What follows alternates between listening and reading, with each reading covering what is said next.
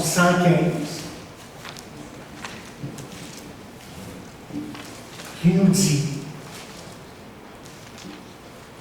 non pas à nous, Éternel, non pas à nous, mais à ton nom donne gloire, à cause de ta bonté, à cause de ta fidélité. Parmi les nations, pourquoi les nations plutôt diraient-elles, ou donc à leur Dieu? Notre Dieu est au ciel, il fait tout ce qu'il veut. Amen. Amen. Seigneur, bénis ta parole maintenant. Et que cette parole puisse nous emmener encore une fois au pied de ta croix, pour que nous comprenions la grandeur de ton amour, la grandeur de ta personne aussi. Nous te prions cela dans le nom de Jésus. Amen. Amen. Amen. Je vais vous parler ce matin de la souveraineté de Dieu. Et je vais le faire en deux temps.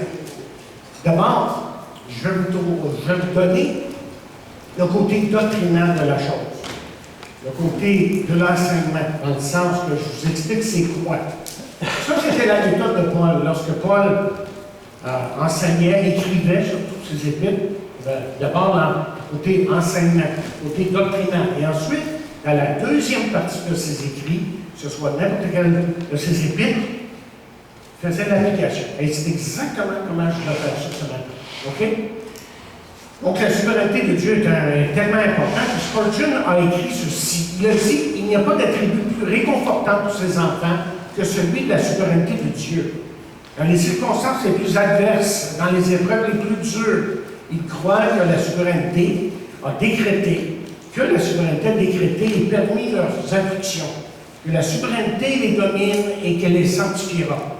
Il n'y a rien pour lequel ces enfants devraient plus sérieusement défendre que la doctrine qui dit qu'il est maître de toute la création, la royauté de Dieu sur toutes ses œuvres, ou sur toutes les œuvres accomplies de ses propres mains, le trône de Dieu et son droit de prendre place sur ce trône. C'est Dieu sur le trône que nous avons prêché, c'est Dieu sur le trône en qui nous avons confiance.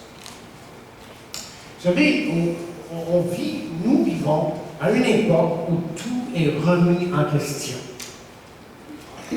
La légitimité d'un gouvernement qui peut-être n'a plus de vision pour l'avenir. L'économie qui parfois nous fait croire au pire. L'Église qui ne tient plus pour grand-chose. Dernièrement, une Église a remis les services d'un pasteur qui se dit maintenant athée. Et on l'a gardé comme pasteur. Il faut le faire en Ontario. Je pense à Toronto. Il y a aussi le questionnement sur l'autorité des Écritures. On questionne l'autorité des Écritures. À savoir si, par exemple, Dieu existe. Si Jésus a vraiment existé. Et si ce qu'il a dit était véritablement ses propres paroles. Dans les années 70, un groupe de théologiens s'est réuni pour évaluer les paroles de Jésus. Le Jesus Seminar a développé un système de paille. Faites semblant que tu peux le pager. OK? Un système de paille pour établir si Jésus avait vraiment dit ce qu'il avait écrit ou ce qu'il avait dit, ou ce qui était écrit dans les Écritures. Alors, par exemple, on pouvait prendre une paille bleue. On lisait un passage. La paille bleue disait que Jésus avait certainement dit les paroles qui lui sont attribuées dans les Évangiles. Il a certainement dit ça. Donc, chacun des théologiens mettait une paille pour dire, oui, dans ce passage-là, on peut dire que c'est Jésus qui l'a dit. Une paille jaune, non, paille, okay, pouvait dire que c'était probablement que Jésus qui avait dit le passage qu'il lisait, les paroles qu'on lisait. Donc, on mettait une paille jaune, probablement qu'il l'a dit. Donc, on mettait ça. OK. Puis là, on lisait à travers le Nouveau Testament. Une paille verte disait que c'était peu probable que Jésus avait dit ces paroles. Donc, on prenait une paille verte, on disait, oh non, c'est peu probable qu'il ait dit ces choses-là. Ensuite, pour terminer, on avait des pailles rouges. Et la paille rouge, elle disait qu'il était impossible que Jésus ait dit ces choses. On disait un passage dans le Nouveau Testament, non, pas Jésus qui a dit ça. C'est impossible donc qu'on mettait on mettait une paille rouge. Ce qui fait que lorsqu'ils ont fini l'exercice, ces théologiens de Harvard et de grandes écoles des États-Unis, mais ça finit que Jésus n'a pas dit ou fait grand-chose. Que Jésus était finalement, simplement, un illuminé qui se promenait en Israël, un Jésus tout souriant et constamment en profonde méditation. C'est un Jésus qu'on avait érigé. Plus près de chez nous, bien, on peut parler de ceux qui mettent en question la souveraineté de Dieu. Et là, on parle d'un mouvement qui est relativement nouveau et qui même vient des milieux évangéliques, supposément bibliques. Et plus particulièrement, on parle d'une théologie qui s'appelle la théologie ouverte. Vous allez dire, c'est quoi la théologie ouverte? Mais c'est tout simplement des gens qui ont conclu que Dieu, voyez, ne connaît pas toutes choses. En fait, que Dieu ne connaît même pas l'avenir et que lui-même est surpris par les choses qui arrivent à certains moments. Et que Dieu chemine comme nous, tout simplement. Donc Dieu n'est plus souverain, puisqu'il attend, que Dieu attend que les gens et les circonstances lui sont favorables. Mais c'est quoi ça, la souveraineté de Dieu? Je l'ai dit, c'est des grands mots, puis je ne comprends pas qu'est-ce que tu veux dire exactement par ça. Mais il faut avoir une bonne définition pour comprendre c'est quoi la souveraineté de Dieu. Dieu, autrement dit, quelqu'un écrit, est au-dessus de toutes choses, visibles ou invisibles. Sa volonté et son pouvoir sont absolus. Tout ce qu'il a fait, tout ce qu'il a conçu et décidé s'accomplira. Derrière tous les événements ordinaires ou extraordinaires, la main puissante de Dieu est à l'œuvre. Au jugement dernier, les révoltés, je pense qu'on veut dire, les injustices et les blasphèmes de toute créature rebelle seront sanctionnés et toute bouche sera fermée devant le grand juge, le juge suprême. Il y a 5 choses qu'il faut dire à propos de la souveraineté de Dieu.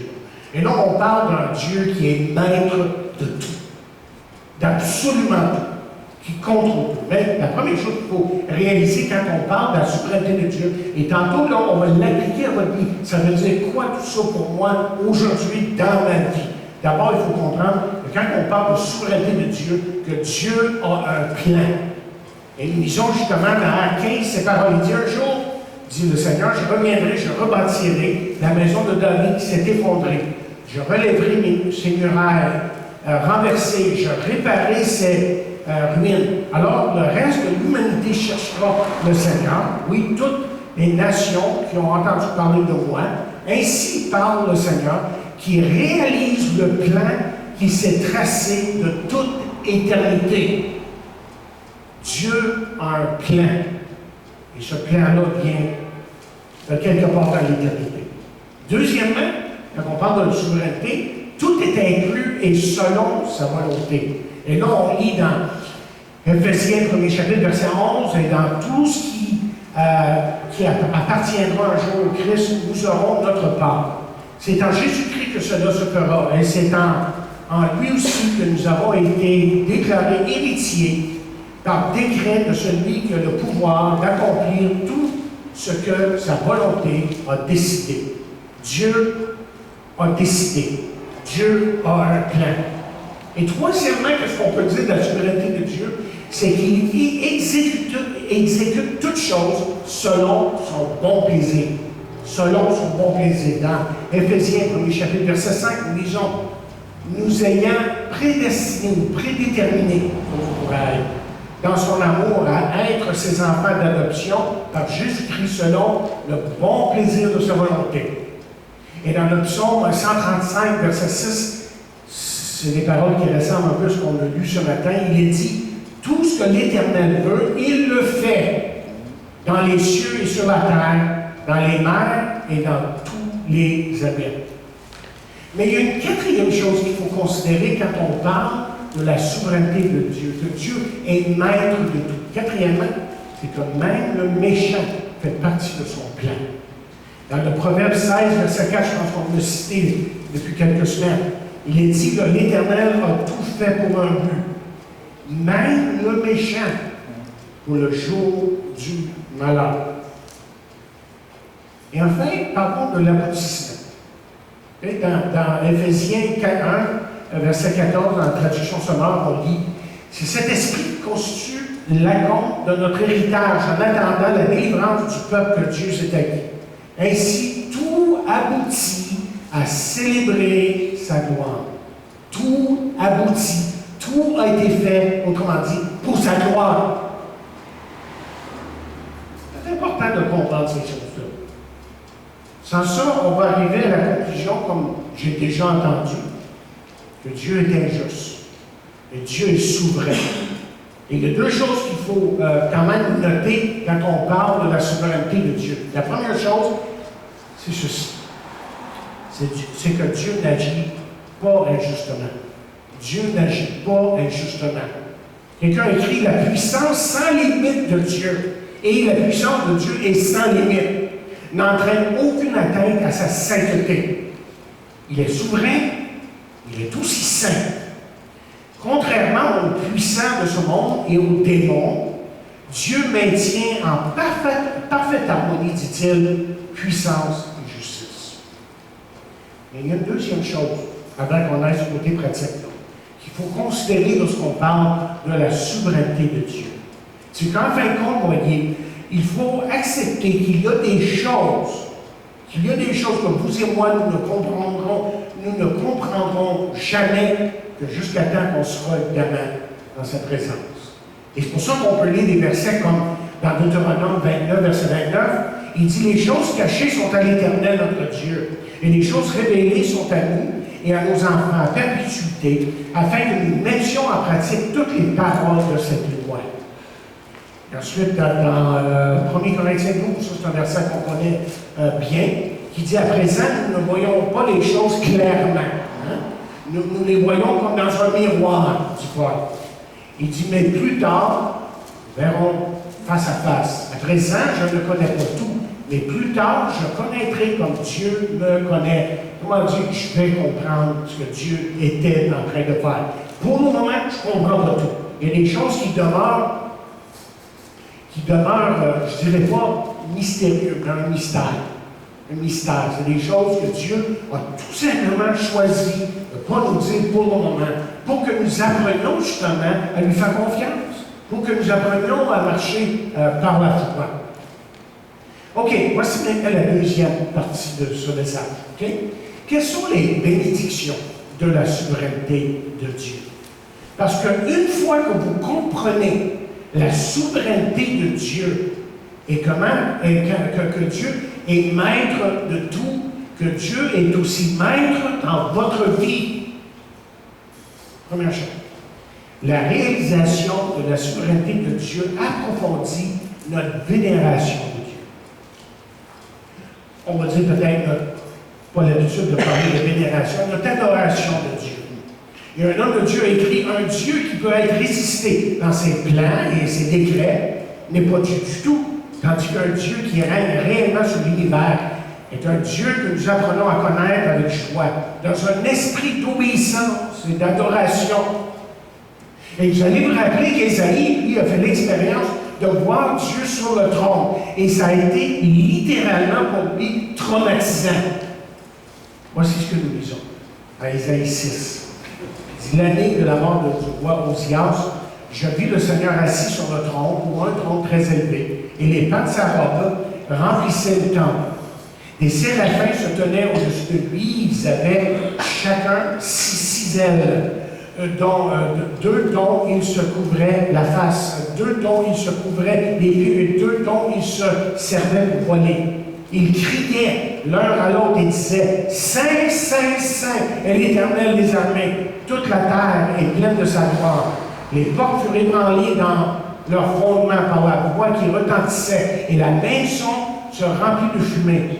Alors, Isaïe parle ici, il fait une expérience incroyable. Il dit « Alors je dis, malheur à moi, je suis perdu, car je suis un homme dont les lèvres sont impures, j'habite au milieu d'un peuple dont les lèvres sont impures.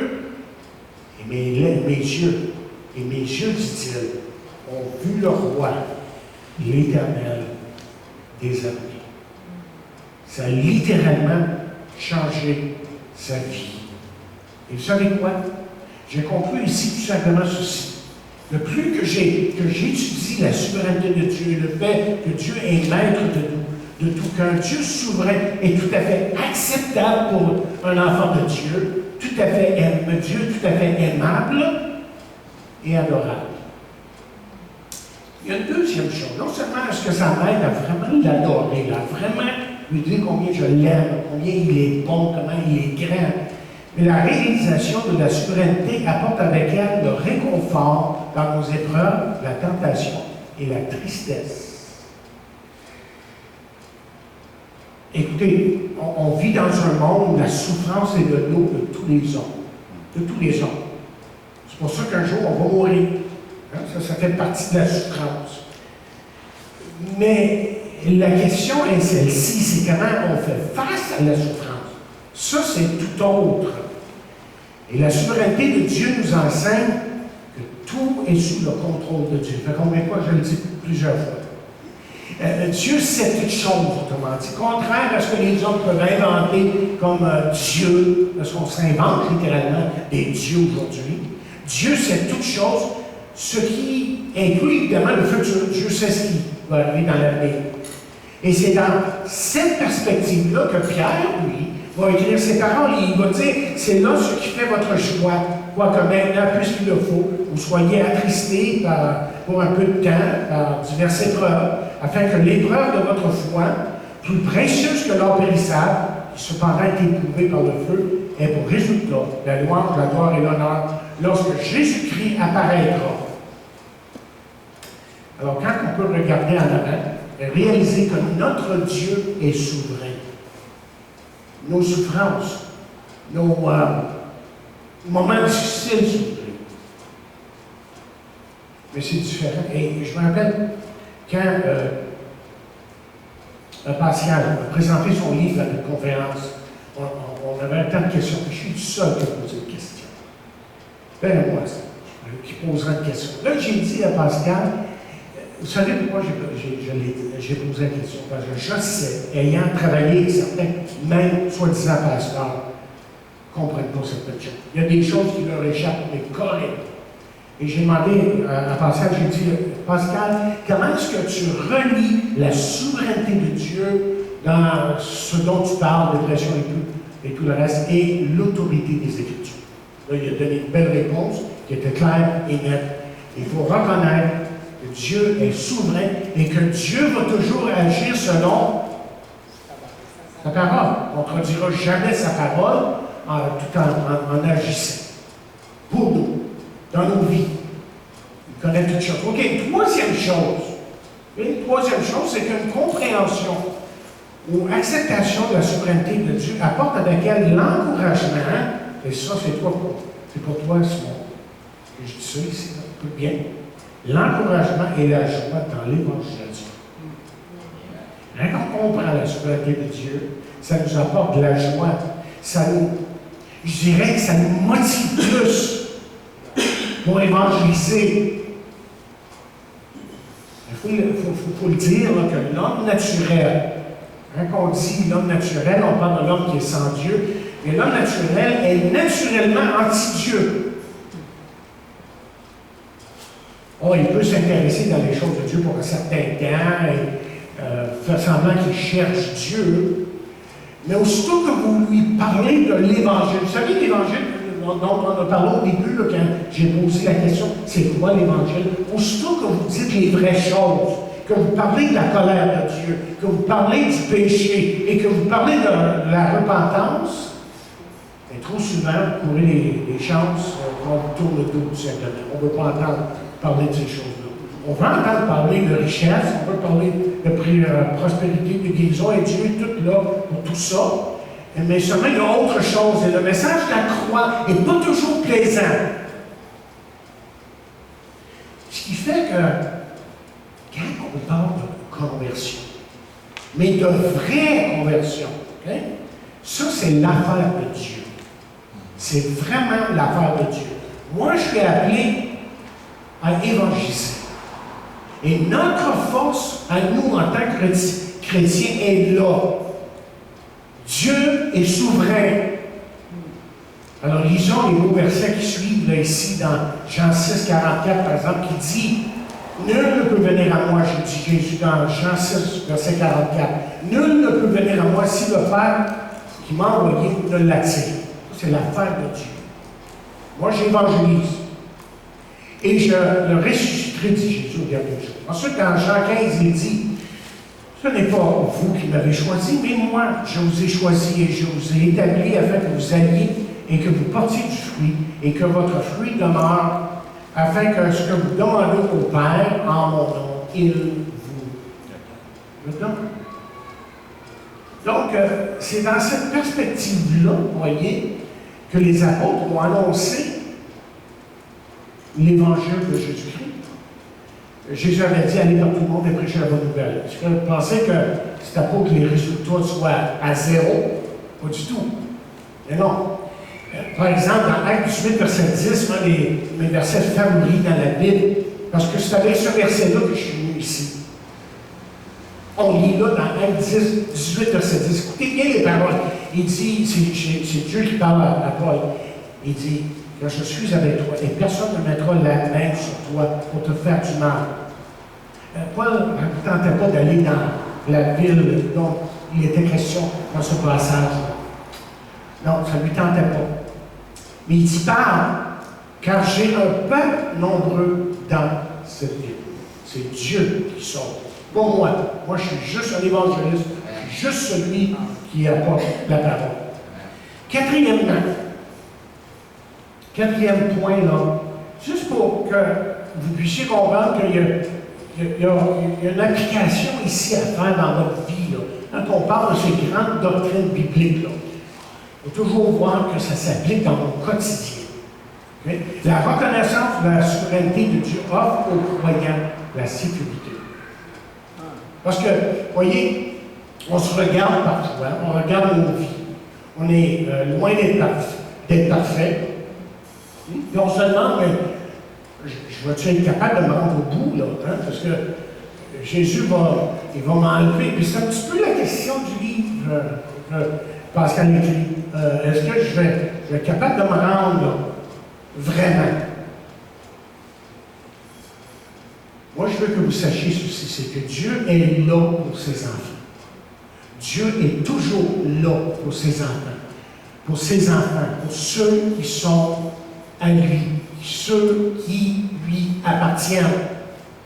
Il dit, le voleur ne vient que pour dérober, égorger et détruire. Moi, je suis venu afin que les brebis aient la vie et qu'elles soient dans l'abondance. Donc, Dieu veut que vous ayez la meilleure des vies. Évidemment, dépendant de ce qu'il veut faire par vous, en vous. Ça peut aller dans différents chemins, mais vous pouvez toujours compter sur le fait que Dieu va vous combler. Et qu'en lui, nous avons toute bénédiction matérielle. Donc, je pense qu'il est dit spirituelle. Éphésiens 1:3.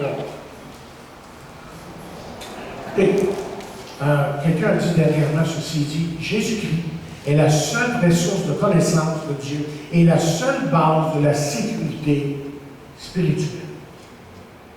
Et Jean, lui, dans son épître, il parle de trois ennemis.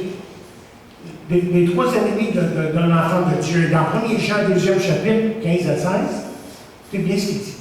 Il dit, n'aimez point le monde, ni les choses qui sont dans le monde. Si quelqu'un aime le monde, l'amour du Père n'est point en lui. Car tout ce qui est dans le monde, la convoitise de la chair, la convoitise des yeux, l'orgueil de la vie, ne vient point du Père, mais du monde.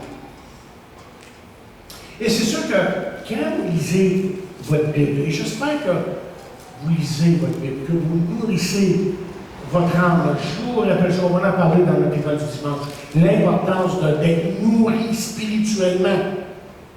Des fois, je dis aux gens, tu sais, quand on témoigne, on veut utiliser des exemples très terre à terre. pour que les gens puissent peut-être comprendre un petit peu les notions spirituelles qu'on essaie de communiquer, mais sont tellement peu spirituelles qu'il faut utiliser les choses comme, je vais dire souvent, tu sais, on a eu des chats, nous autres, à travers les années. On a essayé d'avoir un chien, ça n'a pas marché. OK, on a eu des chats. Mais sais-tu quoi? J'ai jamais vu mes chats prier. Ça, c'est une capacité que Dieu a donnée aux hommes. Ça, c'est une capacité qui est unique à l'homme et que Dieu veut que l'homme se serve de ça pour qu'il puisse y avoir vraiment une communion avec Dieu. Bon, et quand on devient chrétien, ça veut dire que est-ce que ça veut dire que du jour au lendemain, tout devient parfait, tout est résolu dans ta vie, il n'y a plus de problème? Non. Parce que Paul, dans Éphésiens, par exemple, va dire tenez donc ferme. Tenez donc ferme. Prenez votre armure. Il y a des épreuves, il y a toutes sortes de choses qui arrivent. Et donc, souvent, dans la parole de Dieu, pour le chrétien, il est question de sanctification. Ce que Dieu veut, dit Paul dans Thessaloniciens, c'est votre sanctification. Mais, et le mais est très important. Et c'est là que certains ne comprennent pas ce qu'on appelle la persévérance des saints ou la sécurité éternelle. C'est Dieu et seulement Dieu qui assure notre salut. Pas nous autres qui est capable de se garder sauvés. C'est Dieu qui nous l'assure. Et laissons la parole de Dieu parler pour elle-même. Et alors, je pourrais vous donner des dizaines de versets. Mais un, par exemple, qui se trouve dans Jude. Premier chapitre Jude, juste avant l'Apocalypse. Premier verset. On lit ceci. Jude, serviteur de Jésus-Christ, les frères de Jacques, à ceux qui ont été appelés. L'appel efficace. Ceux qui ont été choisis par Jésus-Christ. À ceux qui sont appelés, qui sont aimés en Dieu le Père. Et littéralement, dans le grec, là, le mot aimer ici, qui sont aimés en Dieu le Père, le sens c'est des gens qui sont voués à être constamment aimés par Dieu. J'utilisais l'exemple, je parlais à Barbara cette semaine, peut-être que je vais utiliser ça comme exemple, ça me vient d'esprit, je vais l'utiliser. C'est autant qu'en porte le vent, Gone with the Wind. Et puis, vous vous rappelez, Clark Gable, à un moment donné, il est en train de parler à Janet Lee. Tu sais, je ne sais pas son nom dans le film, je ne me rappelle plus. Là, il la regarde et il dit, tu sais, ces lèvres-là sont faites pour être embrassées. Puis beaucoup embrassées. Puis je te dis, là, ils devraient être embrassés souvent. Bon, je vous dis ça pourquoi? Parce que c'est un petit peu ça avec Dieu. Il veut tellement qu'on connaisse son amour. Il veut qu'on fasse l'expérience de son amour jour après jour. On est fait pour être aimé par Dieu. Quand on connaît l'amour de Dieu, wow, c'est sa grâce. On pardon. Un choix. Ça change tout. Ça change tout. Donc il dit qu'ils sont aimés en Dieu le Père et ensuite gardés. Mon Jésus-Christ. Qui nous appelle? Dieu appelle. Qui nous aime? Dieu nous appelle. Dieu nous aime. Qui nous garde? C'est Dieu qui nous garde. John MacArthur a écrit, Dieu est non seulement à l'origine du salut, mais il l'amène aussi à son achèvement à travers Christ, préservant ou gardant le croyant en sécurité dans la perspective de la vie éternelle. Ouais. Ça en dit beaucoup. Ça en dit beaucoup. Et ça rejoint, vous voyez, les paroles de Jésus lui-même qui dit dans Jean 10e chapitre, parole vivante, il dit, je leur donne la vie éternelle. Jamais dans toute l'éternité, ils ne seront perdus. Et personne ne pourra les arracher de ma main. Mon Père qui me les a donnés est plus puissant que tous. Et personne ne peut arracher qui que ce soit, nous dit la parole de Dieu ici, de la main de mon Père. Et Paul, et c'est là le miracle de ce livre, de cette révélation. Ça, c'est la révélation. Le miracle de ce livre, c'est que vous allez aller à un autre passage de la Bible, et ça va le dire différemment, mais ça dit exactement la même affaire. Donc, écoutez bien ce que Paul dit dans Romains 8, 31-39. Dans la parole vivante. C'est fantastique parce que moi, ça m'a fait sauter de ma chaise. OK? Là, j'ai vu ça. Que dire de plus? Si Dieu se place ainsi de notre côté, qui peut tenir contre nous? Il n'a même pas épargné son propre Fils, mais l'a sacrifié pour nous sauver tous. Comment ne nous donnera-t-il pas aussi tout ce dont il désire nous combler? Qui osera encore accuser les élus de Dieu? Hein, on parle de ceux qui sont vraiment sauvés, là. Ses enfants, les brebis. Dieu lui-même les a déclarés justes. Juste avant que j'aille plus loin. Et quand Dieu nous dit-il que nous sommes justes, parce que je vous ai dit la semaine passée qu'il y en a qui enseignent que la justification, c'est quelque chose qui vient après que tu as vécu ta vie chrétienne. Pas vrai. Il n'y a maintenant aucune condamnation à ceux qui sont en Jésus-Christ. On est justifié à notre salut. Déclaré juste, sans péché. OK. Qui osera encore accuser les élus de Dieu? Dieu lui-même les déclare justes et les acquitte. Qui pourrait les condamner? Celui qui a subi la peine de mort pour eux, c'est Jésus-Christ, bien plus. Il n'est pas resté en tombeau, il dit il est ressuscité. Il est assis à la droite de Dieu et il plaide notre cause. Jésus est en train maintenant, aujourd'hui, de prier pour vous. Qui est-ce qui pourrait s'interposer entre l'amour de Christ et nous? Nos soucis, nos épreuves. Lorsque nous sommes persécutés, que nous manquons de pain, d'habits ou d'argent, est-ce parce que Dieu ne nous aime plus? Quand nous sommes exposés au danger et menacés d'une mort violente, et dans ce temps-là, c'était ça, là. Il ne parlait pas en l'air là, quand il disait ça. Les gens étaient en danger de mourir ici pour leur foi. Il dit, quand nous sommes exposés au danger et menacés d'une mort violente, est-ce le signe que Dieu nous a abandonnés? Non, car l'Écriture nous rapporte cette prière parce que nous t'appartenons, Seigneur.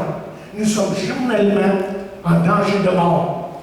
On nous considère comme des brebis destinées à l'abattoir.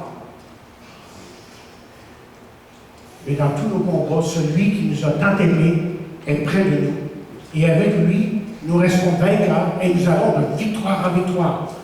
Oui, j'en ai l'absolue certitude. Rien ne pourra nous arracher de l'amour de Dieu. Ni la mort, ni la vie, ni les anges, ni les puissances infernales, ni les dangers présents, ni l'incertitude de l'avenir. Avez-vous peur de votre avenir? Dieu est là. Aucune autre force de l'univers qu'elle vienne d'en haut ou de la Bible. Aucune autre créature. Non, rien ne peut mettre de séparation entre nous et Dieu, entre nous et l'amour de Dieu qui nous a témoigné, que Dieu nous a témoigné en Jésus-Christ notre Seigneur, et dont nous jouissons en communion avec lui. Amen. Hey, il y en a là, hein? Ça là, juste prendre le temps de bien lire ça et de reconnaître ce que Dieu nous a donné. Ce qui fait que j'ai terminé avec ceci. J'étais tellement emporté à ce moment-là que j'ai écrit ça. Voici comment j'ai fini mon message. Tu sais, quand on est emporté, là, tu te dis, Seigneur, c'est pas possible, tu sais, c'est merveilleux ce que tu as fait là, ce que tu dis là. Et j'ai écrit, un Dieu qui nous garde, c'est un Dieu qui en a décidé dans l'éternité, qui a les capacités pour le faire, qui a assez d'amour pour l'accomplir, la puissance pour l'exécuter, étant un Dieu souverain que rien ne peut entraver et qui agit selon son bon plaisir, son honneur et sa gloire. Et ça, chers amis, c'est le Dieu que je sers, que j'apprends à aimer chaque jour et que j'adore maintenant et que j'adorerai jusque dans l'éternité. Amen et amen et amen. Et le peuple de Dieu dit Amen.